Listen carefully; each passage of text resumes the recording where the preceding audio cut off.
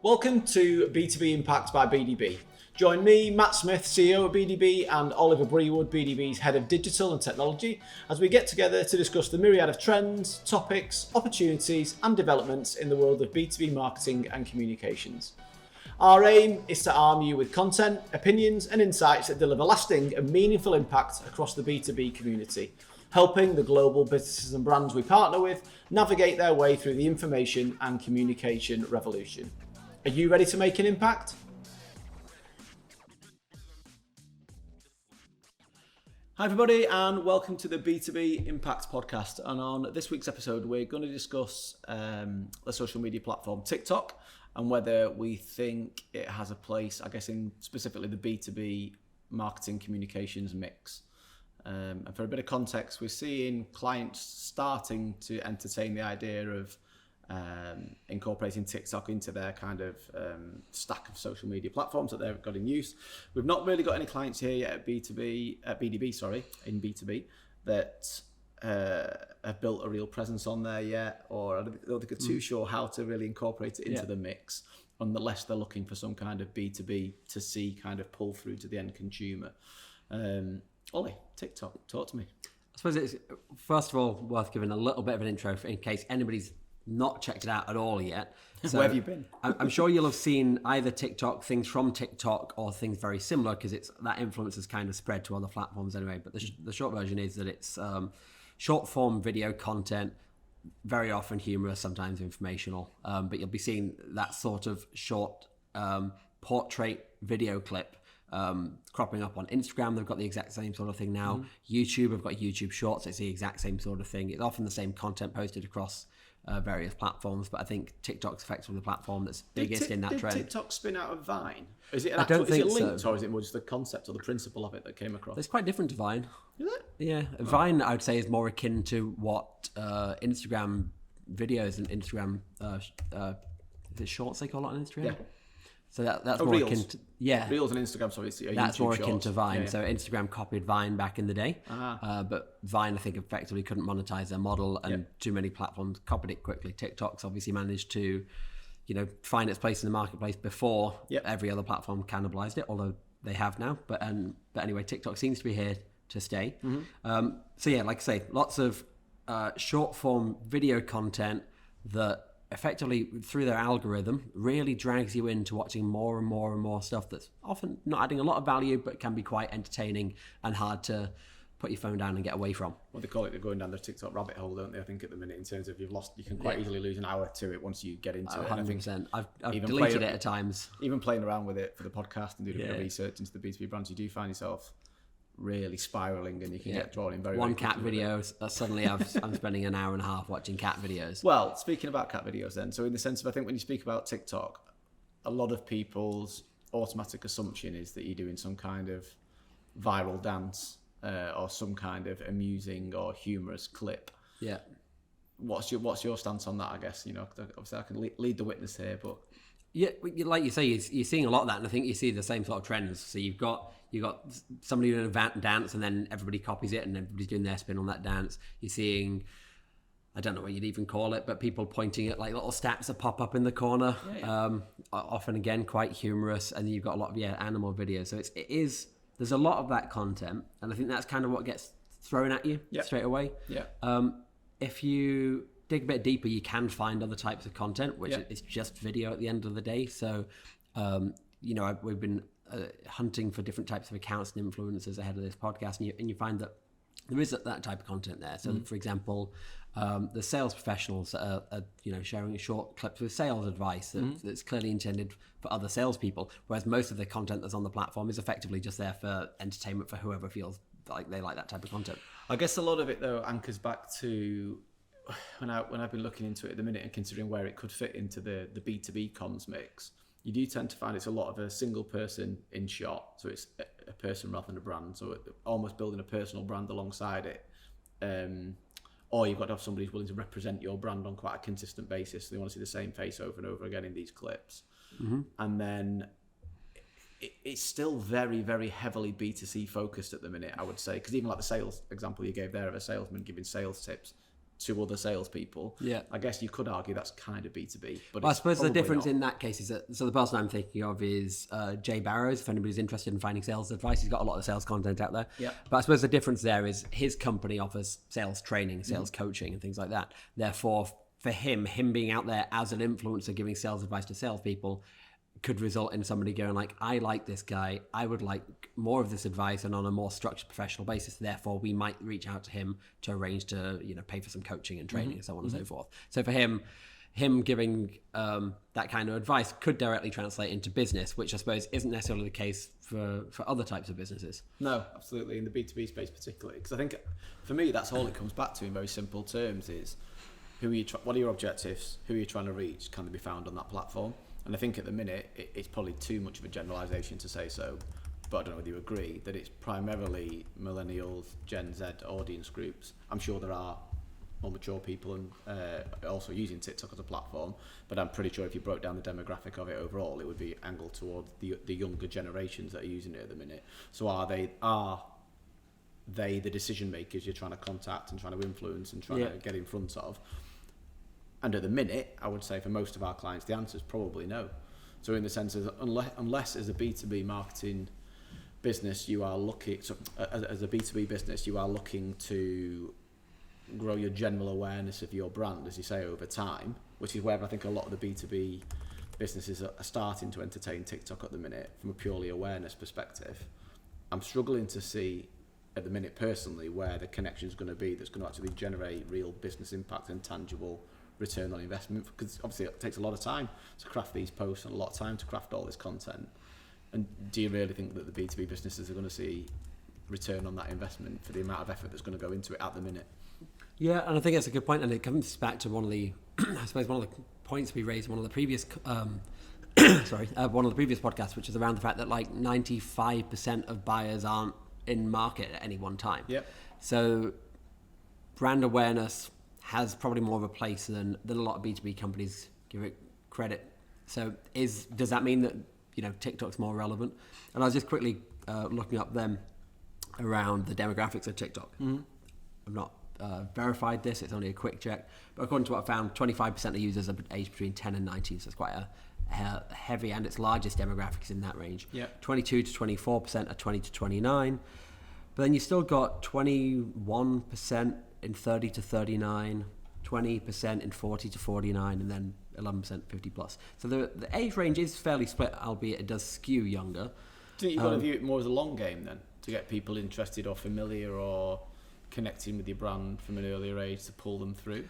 Potentially, because I think it's where the platform's currently at, and it's likely that it's gonna, obviously that another platform could come along, as they often do, but it seems like it's going to be here and around for a good few years yet. It doesn't look like it's going anywhere quickly. So from that point of view, is it somewhere people are going to keep turning for information or for entertainment? Potentially. I just think in the current environment where marketing budgets are becoming under more pressure, people want more bang for the buck, more return on investment.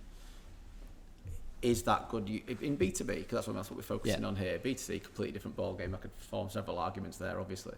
But in the B2B space, is it good use of your time to spend hours crafting? And it does take a while. It's not, you know how difficult it is to produce content here for ourselves on a regular basis, with all the other client demands and so on. Especially if you look at the type of content on TikTok. So if you want to have people that are a bit more engaged, you've got to have somebody that's approaching TikTok in the right way, which means you need to have somebody that's familiar with it and knows how to create that content, whether you are going down the information route, whether you're going down the more humorous route. I think the other thing, I was listening to a podcast about this the other day, is around like comments on TikTok and how important it is, and to engage with comments, and how much comments can kind of spiral. So they're talking about ads, and talking about how like ads can be performing really, really well on TikTok, and then you can start getting a few negative comments that become more popular, and all of a sudden your ads tank and the performance goes down. So you have to be really on top of your game in terms of monitoring the comments, because apparently comments can end up being quite vicious. In terms of, I suppose, a bit more like platforms like Reddit, where people will attack companies if they don't like the ad or they don't like the stance. Whereas I think when you get platforms like Facebook or LinkedIn, if there's an ad people don't like, they usually just ignore it. They're less likely to start commenting, going, I hate this. Do you think it ties into the community aspect of it? Because obviously there is the ability, as well as just letting the algorithm force content upon you that it thinks you want to watch, and chances are you probably do because you've dwelled on something and connected with the piece of content previously. Obviously, you've still got the ability on TikTok to search and search out certain topics of relevance. So like B2B marketing, you can go on there and find that there's not a lot, by the way. But in the sense of, do you think there's a community aspect to it to build people with common interests like you see on other social media platforms? I don't really get that feel from TikTok, but it's more, I don't know, like on other platforms you see a lot more community aspects to it, like Twitter, you're seeing the conversation, you're seeing people in groups or that have common interests in play, whereas... I mean, I can't profess to be an expert on it enough to say for certain, but I would say my impression is what you're saying is correct, which is that it doesn't have a community feel. It feels more like you could be a fan of an influencer, a follower of an influencer, but it doesn't feel like because on Twitter you've got the ability to really engage with the various different people. It feels like the volume going through TikTok means you're not likely to stick around long enough. You're not likely to pay attention to who's commenting long enough. It seems more like you'll follow and keep swiping most of the time. And what do you think about the influencer side of things? Because obviously B2B influencer marketing is growing, I would say, in terms of not popularity, but in terms of prevalence, I guess, as part of the marketing mix. You are seeing that, but it's a different type of influencer. So it's not just... an individual from the public who, as you say, is regurgitating content or endorsing a brand in some way through a dance or a humorous piece of content or whatever it may be on TikTok. In the B2B space, you're typically seeing professionals, voices of authority within their thought leaders within their realm, who are obviously giving commentary on whatever it may be, from gut health to whatever it may be. Again, thinking about those influences, is TikTok where they're going to turn for that kind of thing to find their audiences? I mean, it's one of the ones where, to be honest, we could probably deal with asking our clients at some point. Are they on on TikTok? Is it somewhere that they're interested in finding these things? And I suppose, even if it's not a place you naturally turn for your answers, if you use that platform and you're interested in a subject, I don't see why you wouldn't also follow an account, even if your intention wasn't to have it as a work-based platform.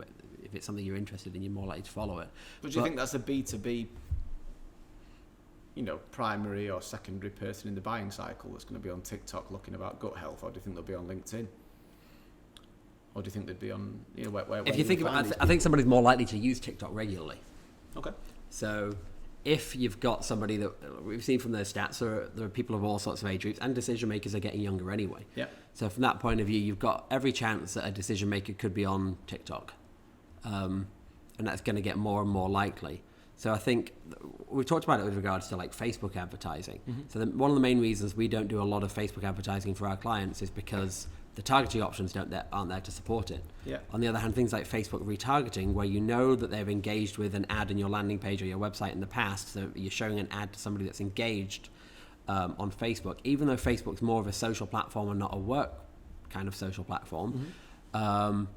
The ads can perform really well, and you're getting to the that decision maker, even though it's actually more of a social platform. I think the same could apply to TikTok. If they're on that platform and you're putting content out there that they're interested in, then there's every chance that they'll engage with it. I suppose the hard part is, one, are they on that platform, and how do you make sure that they're actually seeing your content?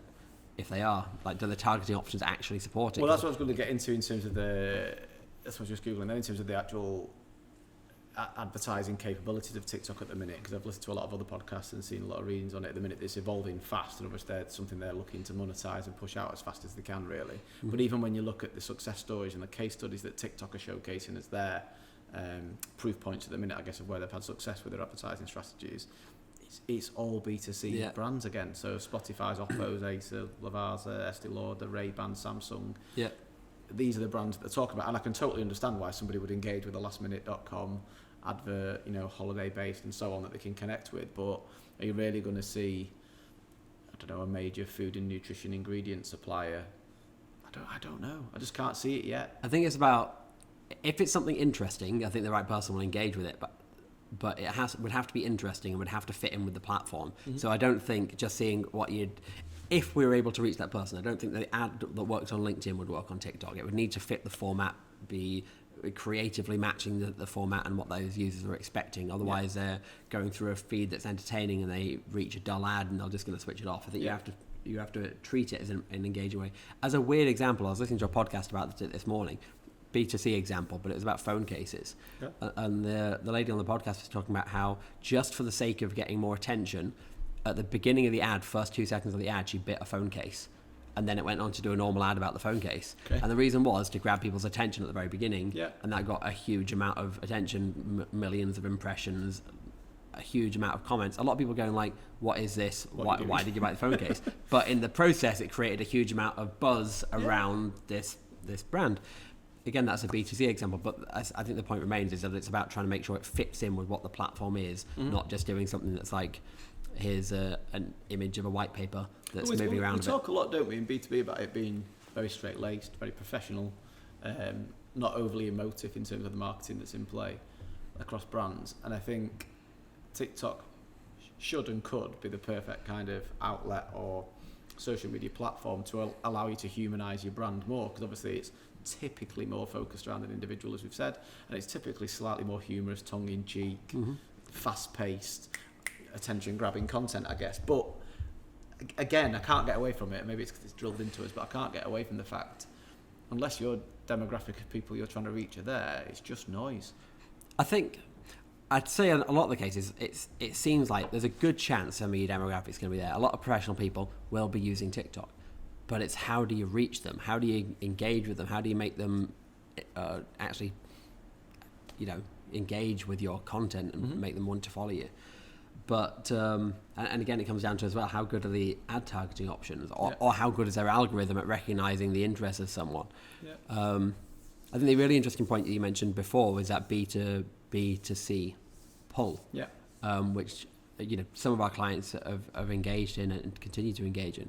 So there's clearly more chance for that sort of thing to be easily fitting into TikTok. So for example, if you work with a client in nutrition, they could create content for B2C users effectively, or for consumers, to make them interested in a particular nutritional ingredient, which will help therefore create that demand generation on that side of things, isn't it? But you don't see it that often in our client base, particularly, I think, because typically they are an element of something that ends up being a final product that goes to a consumer. It's not to say they can't have a voice or an opinion in that kind of area, but I think again it's a tough one to kind of imagine investing significant time or budget to at the minute.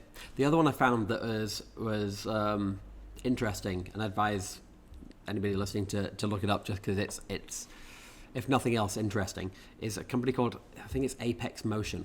So they produce like robot arms for like bakery companies, so it's like all about packaging and production line, things like that. Their TikTok videos are just entirely humorous. So clearly they've got a social media manager, exec, whatever it is, that's running that, loves TikTok, really active in it, responding to comments. People are loving the content it's got. It's a company, I looked it up, 11 people are linked on LinkedIn. So if that's right, 11 employees, obviously there could be a couple more that aren't registered. 800 followers on LinkedIn, 75,000 followers on TikTok. Okay. And it's clearly a small company that's got a lot of attention and following, and some of the videos are genuinely really funny. But then a part of me is going like, why are we doing this? Like, what are they actually getting from it? They're based in Canada, right? Yeah. So we're sat here on a podcast discussing them. Yeah. I guess that's what they're getting out of it. Yeah. So in terms of getting their brand out there, as you say, from that awareness perspective, again, what that isn't necessarily creating is demand for a robot arm. Not right now, but then what I'm wondering is like, how many of those 75,000 people, will end up in the right industry? Or will it mean that they've got enough buzz that within their industry they're better known? Maybe. It's a difficult one to call, isn't it, until you've got those proof points or real case studies with it in the B2B space, and I personally just don't think it's there yet. Or will it mean that they can recruit more easily because they'll have somebody that's applying to it that's going like, I love what you guys have done there. But that's a totally different objective, isn't it? Yeah. I can totally understand, from our perspective, as a business, setting up a TikTok channel to help with our attract and retain. Totally get it. Yeah. I can see, if somebody said that to me in work, I'll sign that off tomorrow. If you told me we'd set up a TikTok account to appeal to B2B brands and the global businesses we work with, I'd need some convincing. I think we could put budget and effort somewhere else to get quicker return. I don't know. I think if we wanted to do it, we could fit in very much like that sales training example that I mentioned. So we'd get some of our digital teams, some of our PR teams, some of our creative teams, and they'd put short videos out sharing their expertise on a particular subject. I'd say quite tactical, specific advice that people would find helpful. Yeah. And therefore, that would generate some level of following.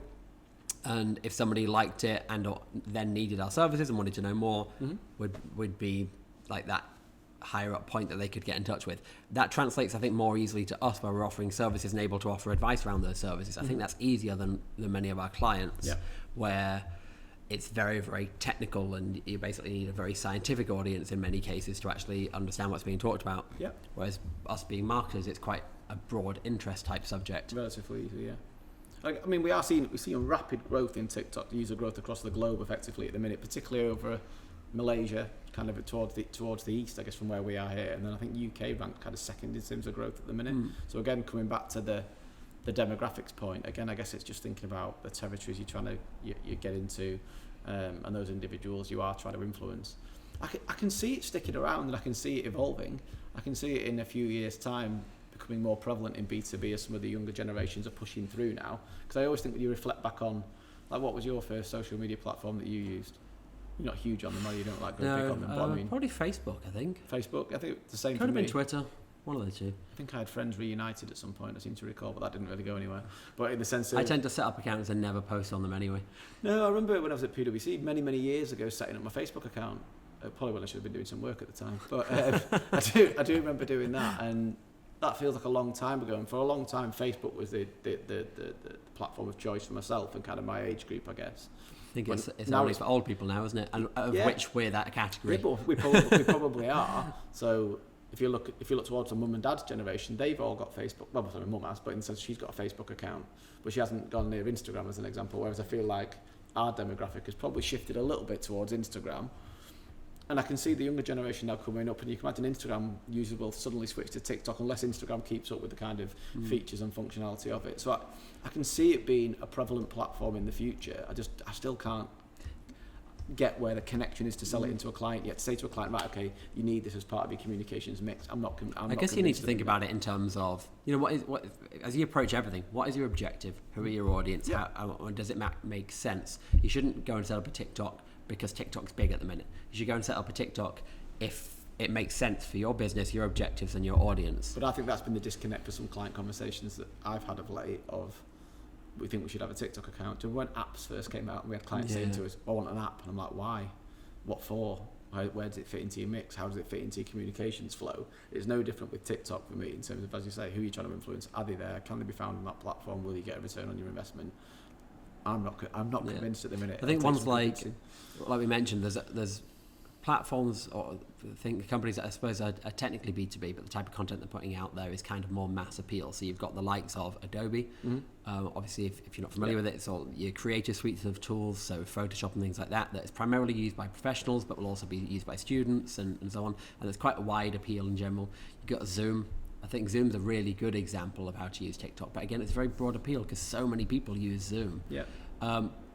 Incidentally, Zoom's one that's quite interesting, possibly an interesting model for tech platforms in general, where they're putting out advice. They've also got funny videos. I saw they were doing like office parkour and encourage other people to share their office parkour videos. So clearly targeting a younger demographic and trying to be quite fun. But the other stuff they're putting out there I thought was quite interesting is dispelling myths. Yeah. So where you've got like concerns and paranoia around like, oh, can somebody unmute me? I saw one the other day where it was like explaining just very briefly in a TikTok style, no, nobody, not even the admin of that particular call, can unmute somebody if you're muted. It's only for you to unmute yourself and so on. So they're sharing those kind of myths and dispelling them as a way to educate the user. So again, I think if you've got that kind of platform or that kind of business where it makes sense to be, sharing that kind of advice, then it probably fits quite well. But all the examples that I found are more, even the ones that TikTok classes, their B2B success cases. So Adobe, as you've said, Grammarly, Morning Brew, there's an article at Sage we already mentioned, Shopify. I wouldn't class them as B2B as we know it. They are more akin towards the B2C brand and the users of their platforms and services. Mm-hmm. It's much more relatable. So that's what I'm saying. I just think we're a way off it yet with where we are in terms of getting real appetite to explore it as a platform. I don't think you should dismiss it. I think you should look at it, qualify it, as you've said, in terms of are the people there that you want to influence and get into your mix. But I'm not convinced yet. That's my take. Yeah. Conclusive word from you, Ollie? I'd agree. I think it's definitely one to look at. It's one to understand your audience and understand, do you think they're there? If you think they're there, then there's probably more merit in exploring it. And if they are there, can you actually reach them, either with the type of content that you want to put out there or through the ad options that are available to you through TikTok? If you can't reach them, or you think it'll just be not like a drop in the ocean, maybe you're best off looking at other platforms. But it's definitely a bit of a different one. Definitely. All right.